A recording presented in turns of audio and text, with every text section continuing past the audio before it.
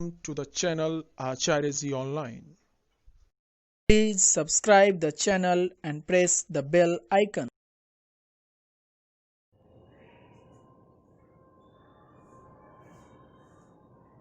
सुप्रभातम भैया बहन। अभी के कलांश में आप सभी लोगों को मेरे द्वारा उद्योग बाजार संबंध एवं उद्योग की आदर्श स्थिति के बारे में जानकारी दी जाएगी। पूर्व के कलांश में औद्योगिक अवस्थिति, औद्योगिकरण एवं शहरीकरण टॉपिक के तहत तमाम जानकारियां मेरे द्वारा आपको उपलब्ध कराई गई। इसी कड़ी को आगे बढ़ाते हुए वर्तमान कालांश में उद्योग बाजार संबंध एवं उद्योग की आदर्श स्थिति क्या होनी चाहिए, कैसी होनी चाहिए, ताकि किसी भी क्षेत्र में ज्यादा से ज्यादा उद्योगों की स्थापना की जा सके। जानते हैं किसी भी देश की विकास का पैमाना, आर्थिक विकास का जो मेजरमेंट करने का आधार है वह उद्योगों के विकास से ही है। जिस क्षेत्र में या जिस देश में जितने उद्योग होंगे, उद्योगों की संख्या होगी, आकार होगा एवं प्रति वर्ष होने वाले उत्पादन से उस देश के विकसित एवं अल्प विकसित पिछड़े श्रेणी में रखने का आधार प्राप्त होता है। इस तरह से उद्योग और बाजार के बीच क्या संबंध है? किसी भी उद्योग के विकास के लिए बड़े बाजार का उपलब्ध होना जरूरी है। आज दुनिया के तमाम देश भारत से व्यापार वाणिज्य ज्यादा इसलिए करना चाहते हैं क्योंकि भारत एक विशाल आबादी वाला देश है, एक विशाल बाजार उपलब्ध करा सकता है। इसलिए आज दुनिया के जो भी विकसित राष्ट्र हैं वह हमारे देश से व्यापार वाणिज्य करना चाहते हैं। बड़े देश हर प्रकार की सुविधाओं की सरलता से मुहैया कराने के साथ साथ हमारे देश में निवेश करने की इच्छा रखते हैं। हमारे देश की सरकार, वर्तमान सरकार औद्योगिकरण में आने वाली तमाम प्रकार की समस्या अड़चनों का दूर करने का अनेक उपाय किए हैं और इस तरह से विदेशी निवेश को आकर्षित करने के लिए वर्तमान सरकार के द्वारा अथक प्रयास किया गया है, जिसके आधार पर हमारे देश में कई देशों का निवेश आ रहा है। और जब हमारे देश में निवेश की प्रक्रिया बढ़ेगी, लोगों का रोजगार मिलेगा, उत्पादन ज्यादा से ज्यादा होगा और इस तरह से आमदनी जब बढ़ेगी तो प्रति व्यक्ति आय भी बढ़ेगा, सकल घरेलू का दायरा बढ़ेगा। इस तरह से हमारे देश की आर्थिक व्यवस्था, आर्थिक अवसंरचनाएं मजबूत होगी। तो उद्योग बाजार संबंध क्या है, इसके समझने के लिए, उद्योग बाजार को समझने के लिए कुछ माध्यम को मेरे द्वारा यहाँ पर लिया जाएगा। स्थापना के लिए भौतिक कारक का होना जरूरी है, वहीं मानवीय कारक का भी होना जरूरी है। तो उद्योगों की स्थापना के लिए पहला जो कारक है वह निवेश के रूप में कच्चे माल की जरूरत पड़ती है। निवेश के रूप में कच्चे माल की जरूरत पड़ती है।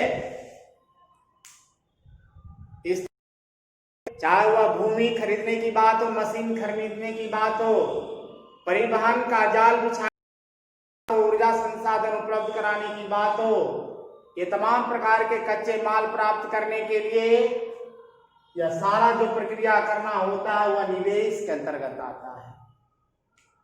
जब निवेश की प्रक्रिया आगे बढ़ती है, उत्पादन के घटक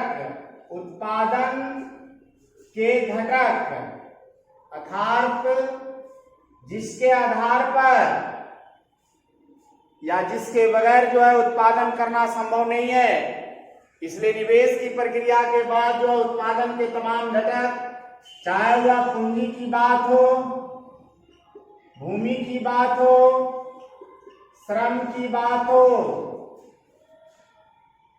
या उद्यमी अवसंरचना के विकास की बात हो, ये तमाम प्रकार के पूंजी, भूमि, श्रम उद्यमी अवसंरचना उत्पादन के घटक हैं जिसके आधार पर ही जो है उद्योगों का विकास किया जा सकता है। इस तरह से जब ये तमाम प्रकार के कारक उपलब्ध हो जाते हैं, पूंजी भूमि श्रम की व्यवस्था हो जाती है,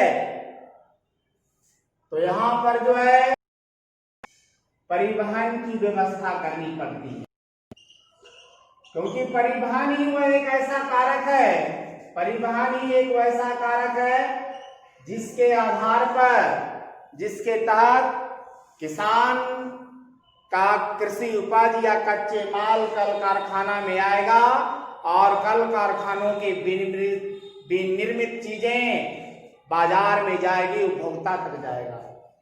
तो परिवहन के माध्यम से जब कच्चे माल कल कारखानों तक लाए जाते हैं, कारखाना में लाया जाता है और इस तरह से कच्चे माल जब कारखाना में लाए जाते हैं तो द्वितीयक क्षेत्र में लगे लोगों के द्वारा उनको परिष्कृत करके विनिर्मित करके जो है उत्पादन किया जाता है। इस तरह से जो है यहाँ पर उत्पादन या तैयार माल उपलब्ध होता है, कारखाना किया जाता है, तैयार जाता है और पुनः जो है परिवहन के माध्यम से, पुनः जो है परिवहन के माध्यम से उसको उपभोक्ता के बाजारों तक पहुंचाया जाता है। कल कारखानों में विनिर्मित या उत्पादित परिवहन के माध्यम से, परिवहन के माध्यम से बाजार में जाता है और इस तरह से जब वह बाजार में जाएगा तो पुनः जो है जब उपभोक्ताओं के द्वारा उसकी खरीदारी होगी तो वहां पर होगा। इस तरह से यह प्रक्रिया निवेश से लेकर के पूंजी निर्माण तक कई चरणों से गुजरता है और यह प्रक्रिया लगातार जो है दोहराई जाती है, लगातार सर्कुलेट करता रहता है। इस तरह से जो है यह प्रक्रिया निवेश एवं पूंजी के बीच विभिन्न प्रकार के जो कारक उपलब्ध होते हैं वो तमाम कारकों के माध्यम से उद्योग का विकास होता है और यही स्थिति जो है उद्योग और बाजार के संबंध है। वहीं एक उद्योगपति के द्वारा उद्योग की स्थापना करने का निर्णय एक बहुत ही जटिल एवं दुष्कर कार्य होता है। आप सभी लोग इस बात को जानते हैं कि उद्योग की स्थापना किसी भी क्षेत्र में करने का निर्णय बहुत जोखिम भरा होता है, बहुत ही जटिल एवं दुष्कर कार्य होता है। कई प्रकार की समस्याएं आती है।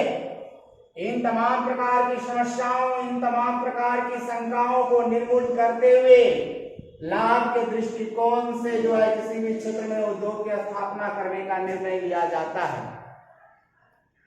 तो उद्योग की आदर्श स्थिति क्या होगी, उद्योग लगाने क्या आदर्श स्थिति क्या होनी चाहिए जिसके आधार पर किसी भी क्षेत्र में उद्योग का लगाने का निर्णय लिया जा सकता है। तो उद्योग लगाने की जो आदर्श स्थिति होती है, उद्योग लगाने की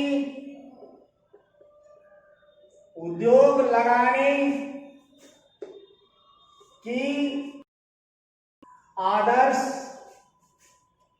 स्थिति क्या होनी चाहिए जिसके आधार पर जो है किसी भी क्षेत्र में उद्योगों की संख्या को बढ़ाई जा, को जो है निर्माण किया जा सकता है। तो इसके लिए जो है पहले वैसे क्षेत्रों के स्थान या वैसे स्थान की तलाश की जाती है, वैसे क्षेत्र की तलाश की जाती है जहां कच्चा माल आसानी से एवं न्यूनतम लागत से प्राप्त किया जा सके।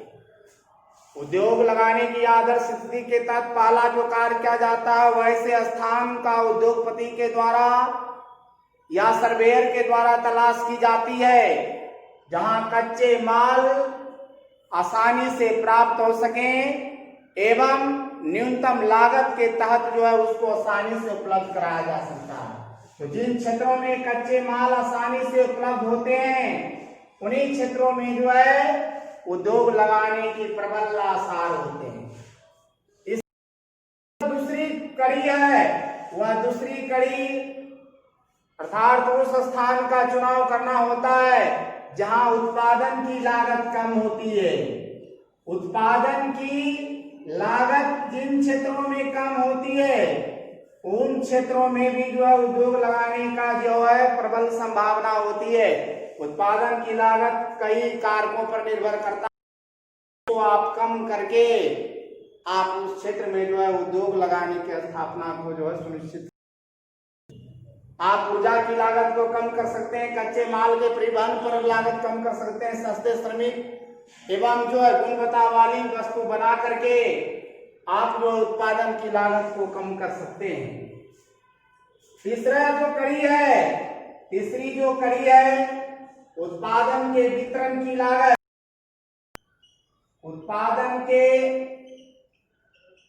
वितरण की लागत, जब कारखानों में विनिर्माण हो जाता है, उत्पादन हो जाता है, तैयार माल हो जाता है, तो उन तैयार माल को बाजार तक पहुंचाने के लिए बहुत सारे साधनों की जरूरत होती है। और ये तमाम प्रकार के जब वस्तु को उत्पादन के वितरण किया जाता है और उसमें अगर कम खर्च आती है तो उस चुनाव किया जाता है। और अंत में जो है निर्णय लिया जाता है या जिस स्थान पर वैसे स्थान पर जहां कच्चे माल कम लागत में, न्यूनतम लागत में आसानी से उपलब्ध हो जाता है, उत्पादन की लागत कम होती है एवं उत्पादन के वितरण की लागत कम होती है, उसी स्थान पर उद्योग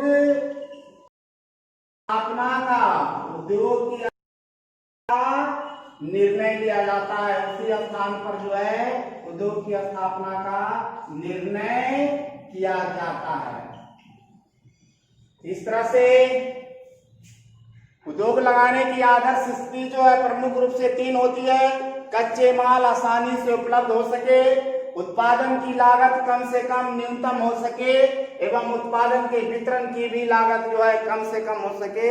और यह तमाम प्रकार के कारक जिन क्षेत्रों में उपलब्ध होता है वहीं पर उद्योगपति के द्वारा उद्योग की स्थापना का जो है निर्णय लिया जाता है, किया जाता है। और इस तरह से उद्योग लगाना लाभकारी होता है।